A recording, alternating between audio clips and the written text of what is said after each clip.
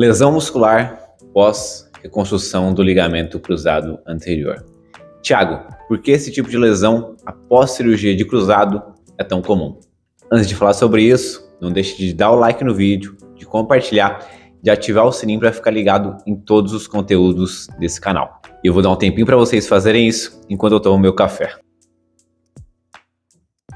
Eu estou aproveitando um acontecimento recente, que foi a terceira lesão muscular do Neymar após a sua cirurgia de joelho, após o seu retorno ao esporte, para falar de um assunto na qual eu já falei aqui no canal, mas agora de uma forma um pouquinho mais diferente. Na outra oportunidade eu trouxe um vídeo muito técnico, um vídeo que na verdade é uma aula sobre estratégias para reduzir as lesões pós reconstrução do LCA, principalmente em enxertos vindos de posterior de coxa, que não é o caso do Neymar. O Neymar fez uma retirada do tendão patelar, aquele tendão na frente do joelho que o Ronaldo Fenômeno rompeu. Então, no caso dele, talvez as lesões musculares tenham mecanismos diferentes daqueles tipos de lesões que eu citei no vídeo anterior.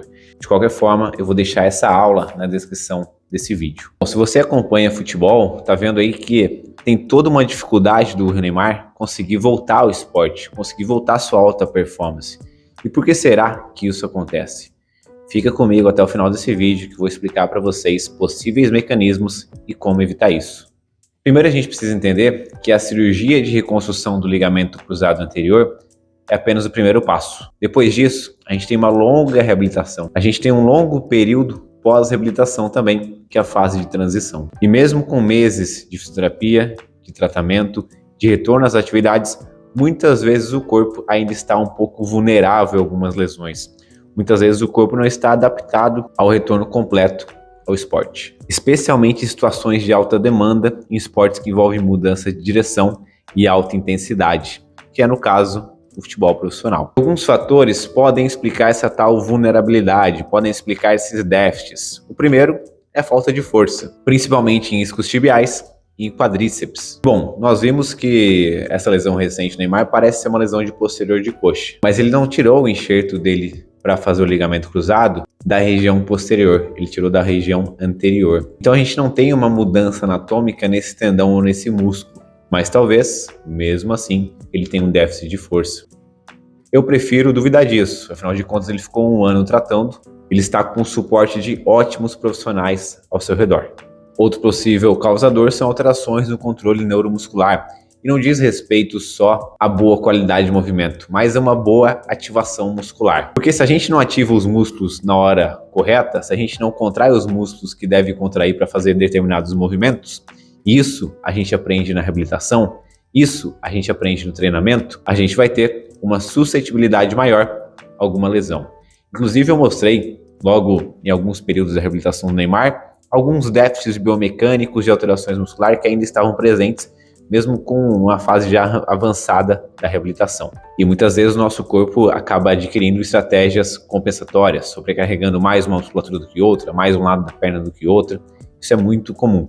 E um outro fator que é muito determinante é a fadiga. E a fadiga diz respeito ao cansaço muscular, ao acúmulo de fadiga. É preciso fazer um retorno gradual às atividades, um retorno gradual à performance do atleta após uma cirurgia de joelho, após um longo tempo parado tratando. Sobre isso, eu tenho uma opinião que não vai muito ao encontro do que foi feito com o Neymar, tanto na Arábia com o Al Hilal no seu retorno aos jogos, quanto no Brasil na sua exposição a jogos que talvez não precisasse. Ele jogou 7 jogos seguidos, onde talvez não houvesse tanta necessidade assim. Talvez pudesse ter tido um controle de carga um pouco maior com esse atleta. Mas é claro que eu estou trazendo aqui possibilidades e mecanismos que podem causar ou favorecer essas lesões musculares após uma cirurgia de joelho. Vale lembrar que o Neymar ficou mais de um ano tratando, foi um longo período, talvez porque na fase inicial ele sofreu um pouco para ganhar amplitude, para ganhar ativação muscular.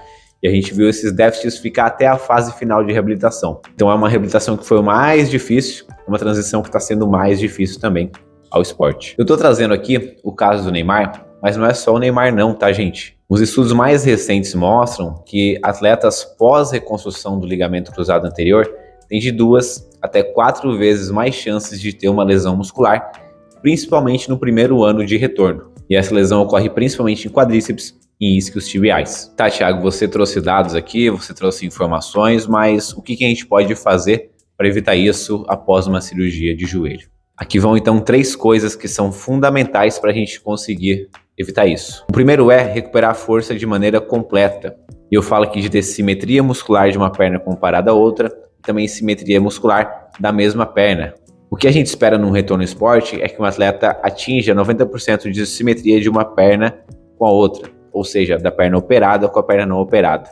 E na perna operada, eu espero que o meu posterior de coxa tenha pelo menos 60% da força do meu quadríceps. Essa é uma relação agonista-antagonista. Esses dados são mínimos para um retorno ao esporte. Além disso, eu preciso ter também uma exposição a gestos complexos do esporte. Então não é só treinar força de maneira pura, não é só fazer cadeira extensora, flexora, agachamento, terra, enfim.